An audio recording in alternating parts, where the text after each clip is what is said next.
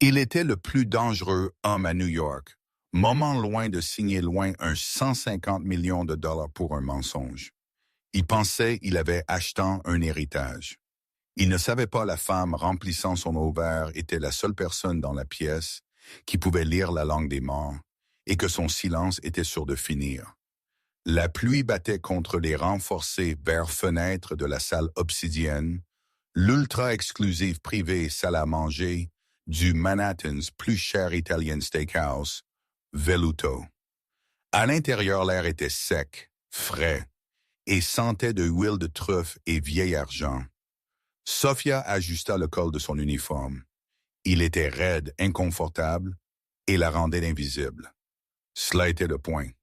Aux hommes assis à la ronde acajou table, elle était meuble. Elle était un fantôme avec une carafe de eau et une bouteille de Château Margaux. À la tête de la table était assis Adrian Moretti. Même si tu ne savais pas, il était le capot du syndicat de la côte Est. Tu le sentirais. Il portait un bleu nuit Brioni costume qui coûtait plus que la Sophia's enfance maison. Ses yeux étaient encombrants, intelligents, et actuellement concentrés sur une pile de jaunis, fragiles documents étalés devant lui. En face de lui étaient assis Marcus Thorne et Julian Vane. Était un fond spéculatif type lisses cheveux, dents, coiffés un blanc aveuglant, et nerveuse énergie, ils essayaient de cacher derrière arrogance. La provenance est impeccable, Monsieur Moretti, Marcus dit, tapant un stylo plume contre la table. L'acte au port de Castellamare. Il a été perdu depuis la unification trouble caché dans un coffre-fort à Zurich. Il accorde le titulaire exclusif Expédition Droit, contournant les standards italiens douane frais. Une héritage pièce.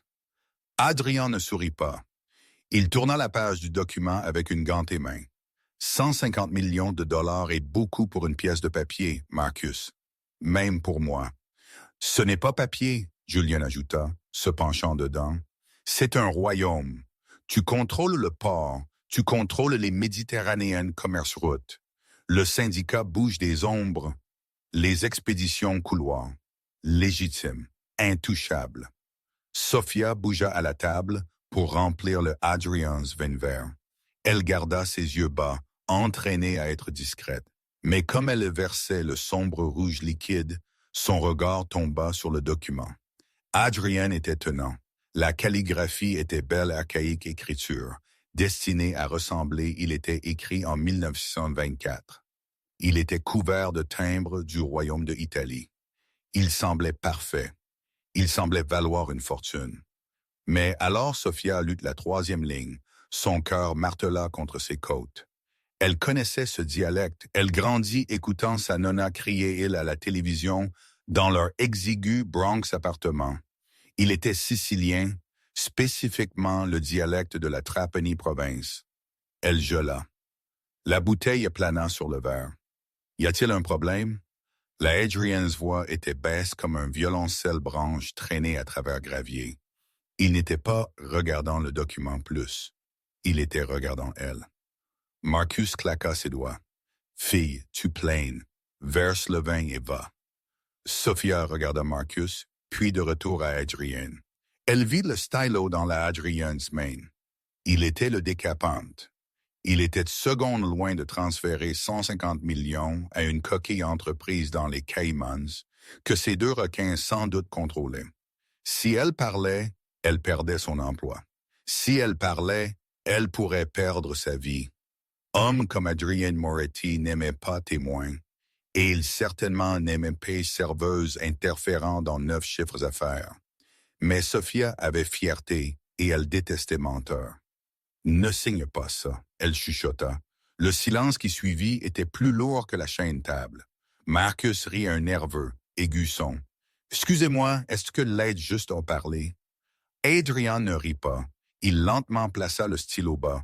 Il tourna sa chaise légèrement, donnant Sophia son pleine terrifiante attention. Pourquoi c'est un faux, Sophia dit, sa voix tremblant mais gagnant force. Un très bon, mais c'est faux. Toi, stupide fille, Julian siffla, se levant. Manager, obtiens le manager ici. Assieds-toi, Julian, Adrien dit. Il ne cria pas, mais le commandement claqua Julien de retour dans sa chaise. Adrien regarda Sophia. « Explique, tu as 10 secondes avant que je te fasse enlever. » « Permanentement. » Sophia pointa un tremblant doigt au 3e paragraphe de Johnny Act. « Schisto et Fozu, elle dit. » Les mots roulèrent de sa langue en parfait guttural sicilien. Les Adriens' yeux s'élargirent légèrement. C'était la première fissure dans son armure elle avait vue.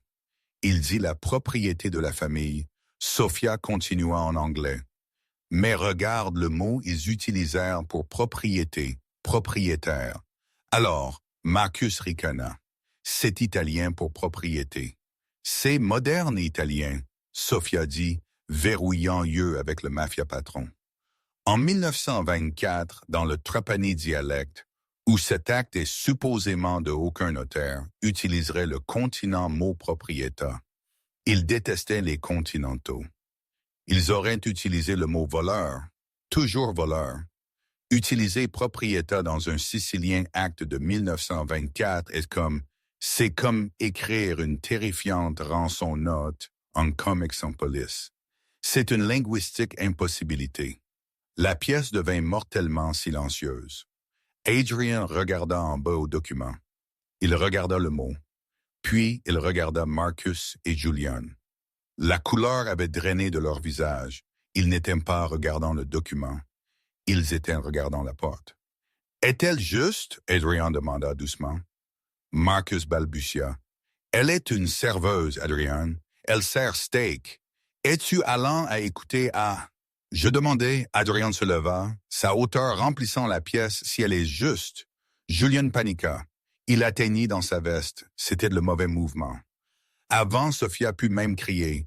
Les portes de la privée pièce éclatèrent ouvertes. Le Adrian Sécurité Détail ne fit pas juste entrer. Ils essaimèrent. Mais Julian avait déjà tiré un au nez retroussé revolver. Il n'était pas visant Adrian. Il savait il manquerait. Il visa à Sophia. « Toi, petite sorcière !» Julian cria. Adrien bougea plus vite qu'un homme de sa taille devrait être capable de. Il ne plongea pas pour couverture. Il bondit en avant, poussant Sophia à dur. Elle vola en arrière, s'écrasant dans un servant chariot de dessert, juste comme le pistolet parti. La balle brisa la 20 bouteilles elle avait été tenant, pulvérisant verre et millésime rouge vint partout. Chaos éclata. Le son du coup de feu était assourdissant dans l'enfermé espace. Sophia gisait sur le sol, couverte de cheesecake et brisé vert, ses oreilles sonnant. Elle vit éclairs de mouvement, les Adrian's Guards taclant Julian Marcus, essayant de se bousculer sous la table, et Adrian, debout au milieu du chaos, ajustant ses boutons de manchette. Il regarda en bas à Julian, qui était maintenant épinglé au tapis avec une botte sur son cou. « Vérifie les comptes », Adrien ordonna son chef de sécurité, un géant homme nommé Luca. « Fais sur pas un sou qui t'a l'entiercement, puis prendre ces deux à l'entrepôt en Jersey. J'ai question sur qui les a embauchés. »« Oui, patron. » Adrien tourna. Il marcha à travers l'épave du dîner-service, ses chaussures croquant sur le verre. Il s'arrêta devant Sophia. Il étendit une main. Elle hésita. Son cœur battait si vite, elle pensa elle pourrait s'évanouir. Elle prit sa main. Sa poigne était fer serré comme il la tira à ses pieds. « Es-tu blessé? » il demanda. « Je ne pense pas, » Sophia balbutia, vérifiant son uniforme. Il était ruiné, taché rouge avec vin qui ressemblait inconfortablement à sang. « Mon travail. Mon manager était lent à me tuer. » Ton manager est le moins de tes problèmes, Adrien dit sombrement. Et tu ne travailles pas ici plus. Excusez-moi, Julian Vane a un frère qui dirige l'autorité portuaire à Atlantic City. Quand le mot sortira que tu as ruiné un 150 millions de dollars jeu, tu ne seras pas en sécurité dans une cuisine. Tu ne seras pas en sécurité n'importe où à New York. Sophia tira sa main loin. J'ai juste sauvé toi une fortune. Tu ne peux pas juste me virer et me dire je suis une cible. Je n'ai pas dit j'ai été te virant, Adrien dit. Il enleva sa costume veste, le 30 000 Brioni, et la drapa sur ses épaules. Il était lourd, chaud et sentait de santal et poudre à canon. J'ai dit, tu ne travailles pas ici plus. Tu es venante avec moi. Je ne suis pas allant n'importe où avec toi. Tu es un gangster. La Adrian's lèvres se courba en un demi-sourire. Je suis un logistique consultant, et juste maintenant, je suis la seule chose debout entre toi et une très peu profonde tombe. Tu parles l'ancienne langue. Tu as un œil pour détail. Et tu as courage. Je peux utiliser cela. Et si je dis non, alors tu sors cette porte. Adrian fit un geste vers la sortie. Et je te souhaite le meilleur de chance avec la vaine famille. Sophia regarda la porte. Puis elle regarda les deux hommes étant traînés loin, criant pour miséricorde. Elle regarda Adrian Moretti, un homme qui avait juste jeté lui-même devant une balle pour elle. « Où sommes-nous allant ?» elle le demanda. « Quelque part sûr, Adrian dit.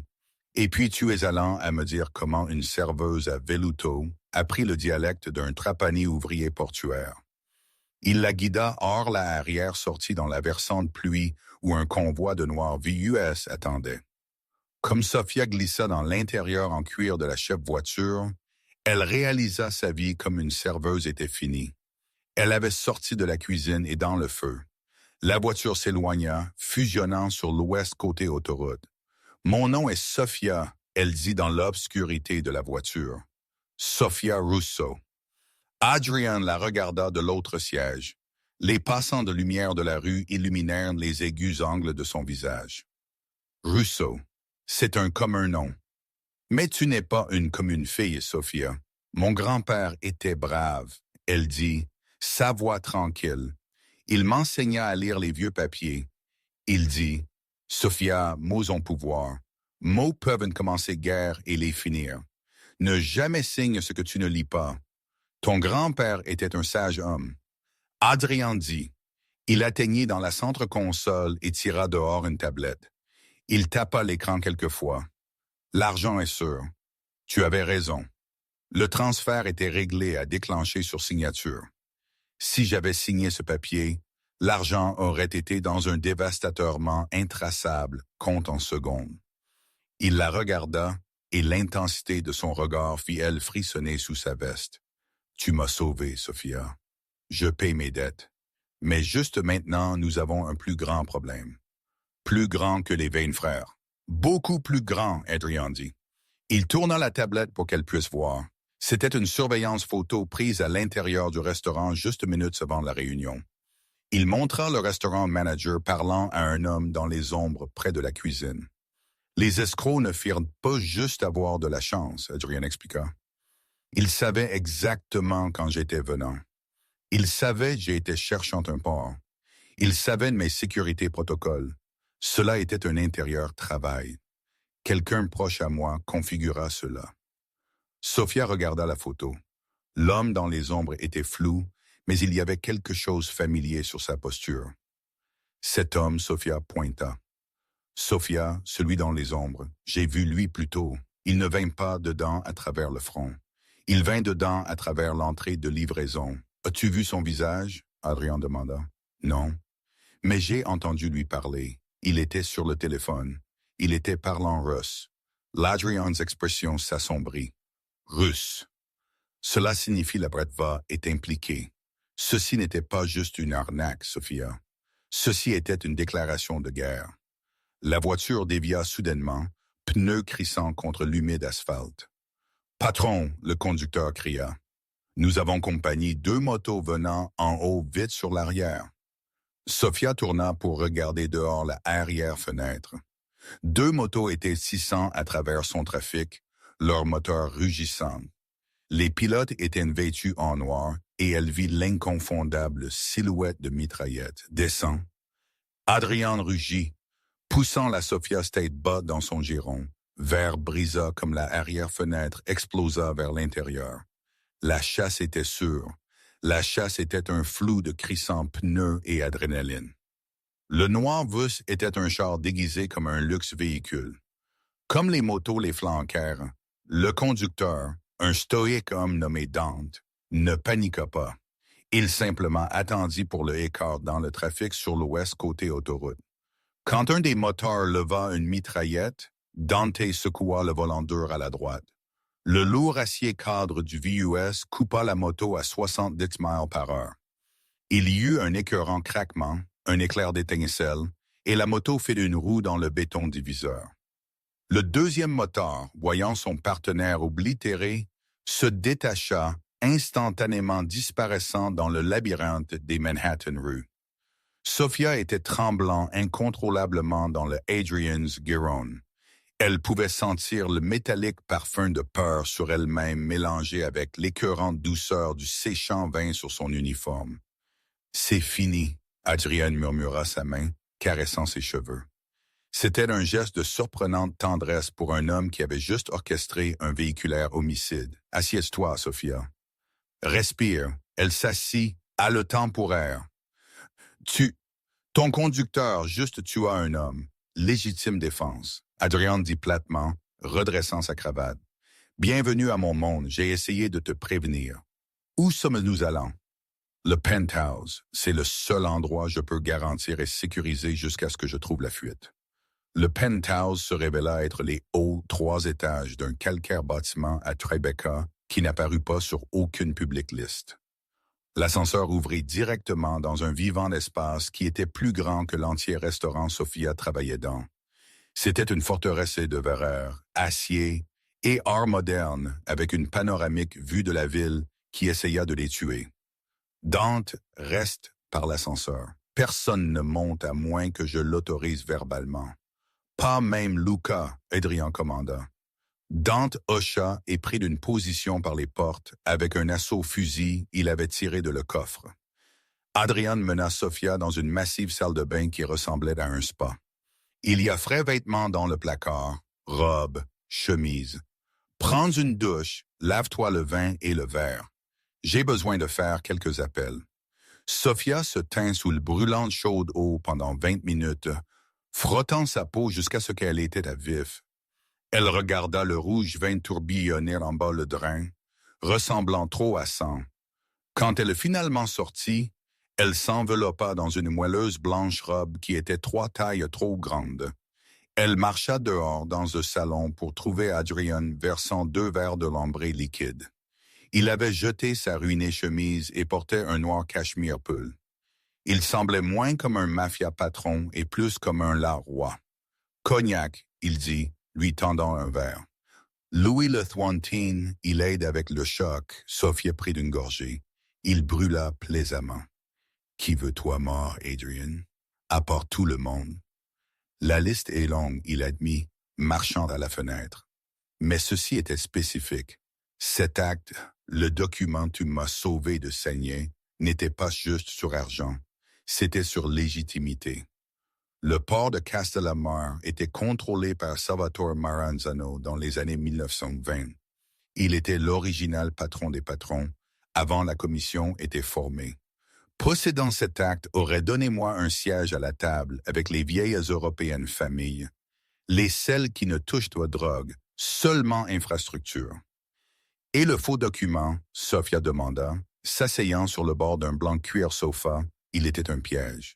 Si j'avais présenté cette forgée acte au Européen Conseil, ils auraient vu ce que tu as vu. Ils auraient ri moi hors de la pièce. J'aurais perdu ma réputation, mon standing et un 50 millions de dollars. Il était conçu à humilier moi avant qu'il me tue. Il tourna pour regarder à elle, ses sombres yeux intenses. Mais tu as arrêté ça. Tu connaissais le dialecte. Comment tu as dit ton grand-père t'a enseigné, mais réguliers immigrants n'enseignent pas leurs petites filles la spécifique légale terminologie des 1924 Trapani tribunaux. Sophia regarda en bas à son cognac. Mon grand-père n'était pas juste un immigrant. Son nom était Lorenzo Russo.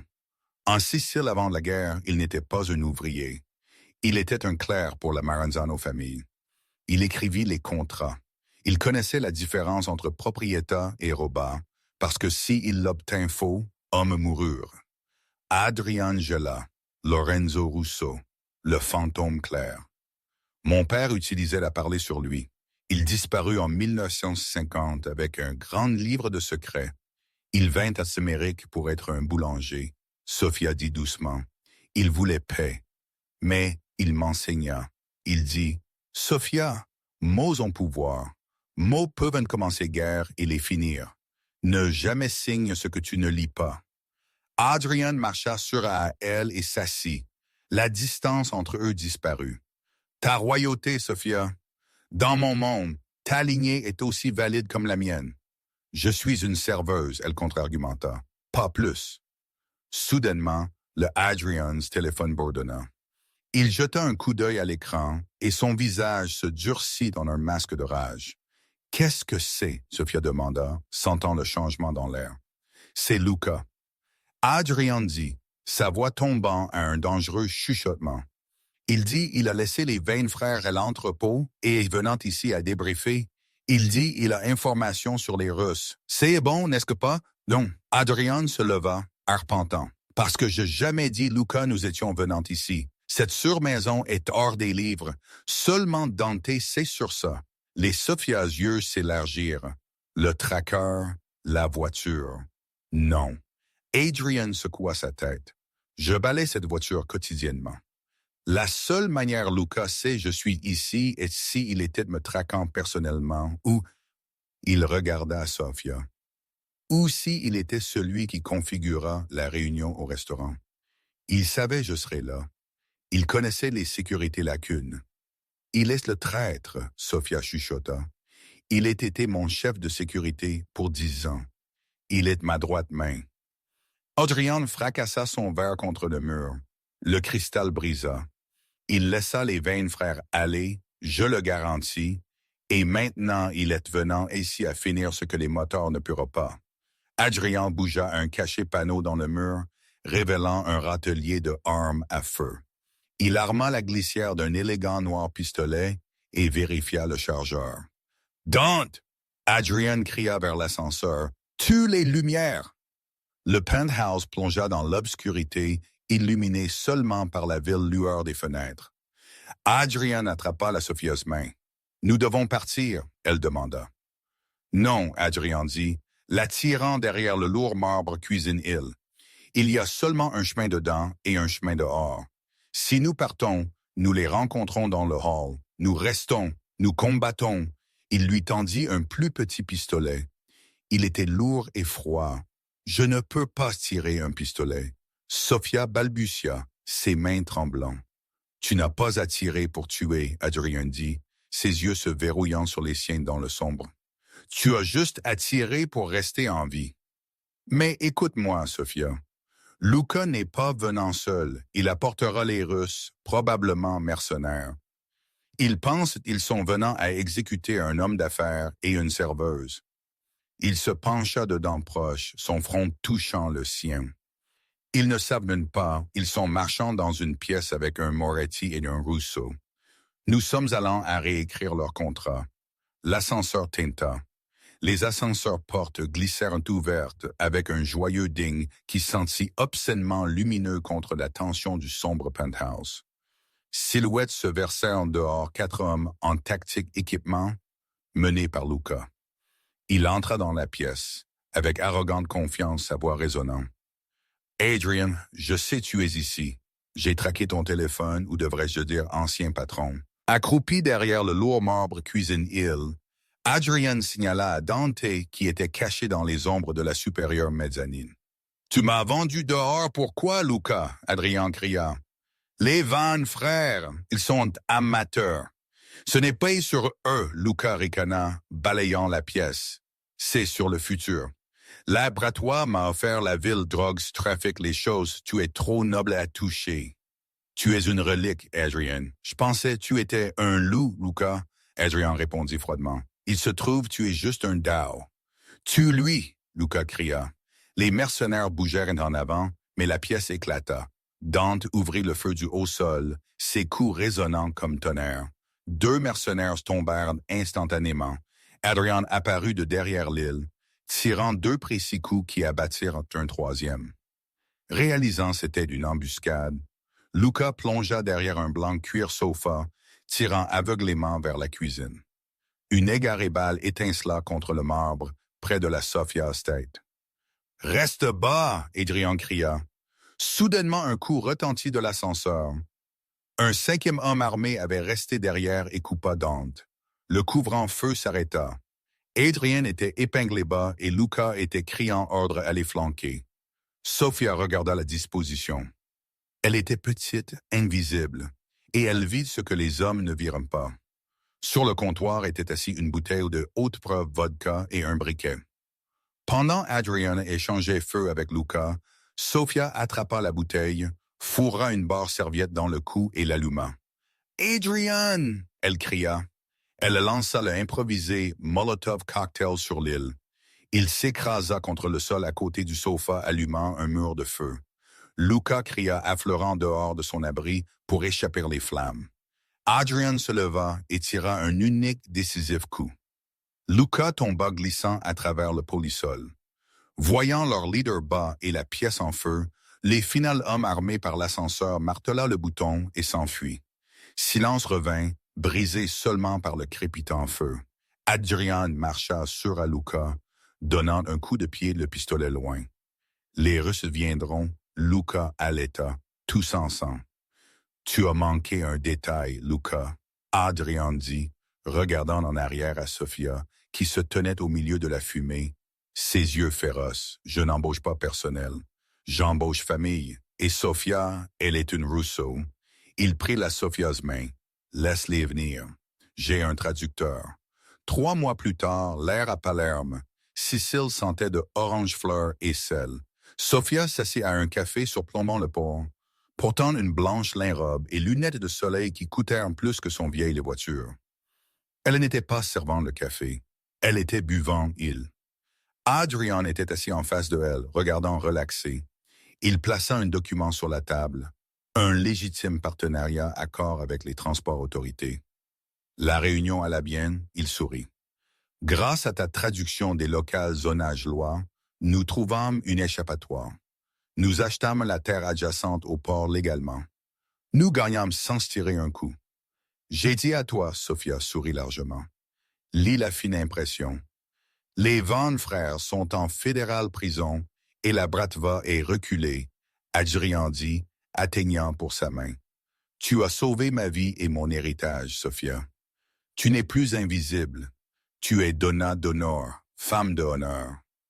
Sophia regarda dehors à la Méditerranée-mer.